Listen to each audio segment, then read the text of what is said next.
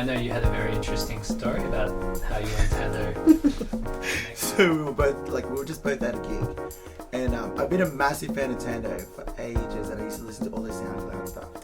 And I just finished performing BBs for someone else, and I ran outside, and then I just sang her lyrics to her, and I was like, yeah, I'm gonna sing you your song like you don't know it. It could have gone two ways. It could have been like, yeah, you're amazing, or you're a creep.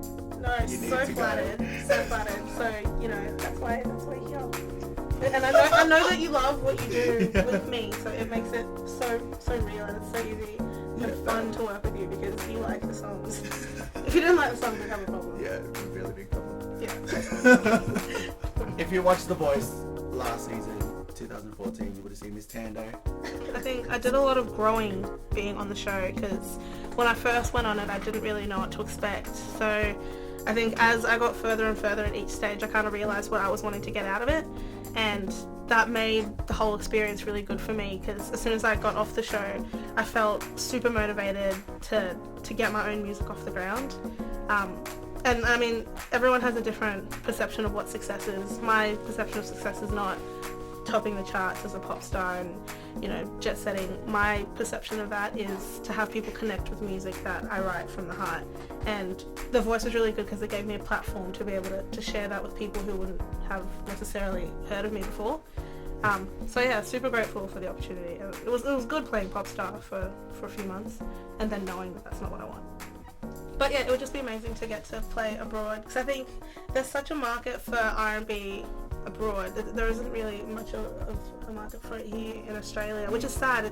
It's very obscure, it's very niche, but there are so many amazing bands here that are just killing it. Especially Melbourne. And then you've got Sydney, and it's just not given as much status as I think it really should. But at least that means that we can go overseas and play with the big fish and be challenged and have to find that point of difference and stand out. Honestly, yeah, because I mean, how many R&B bands are in Melbourne that we're competing with at the moment? It's just us. I think I've learned that if you really want to make it in the industry, you just can't be depending on anyone else. You just have to be completely self-sufficient in everything you do. If you want to be better at something, you just have to learn and be that person to make those steps and not depend on anyone else. I would say it's really important not to compromise your integrity. Just stick to your guns, know who you are when you start anything and know what you want to get out of it. That's the biggest thing that I've learned.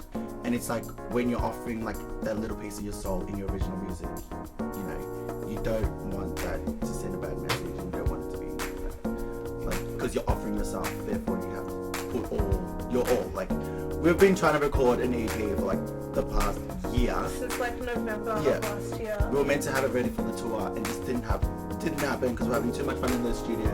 We wanted to keep it organic and we wanted to make the best product we could. Absolutely. We wouldn't want to just put everything out for the sake of having something out just because we have a deadline to meet. It was to make sure that people could connect with it and feel something from it. So that's my story, guys.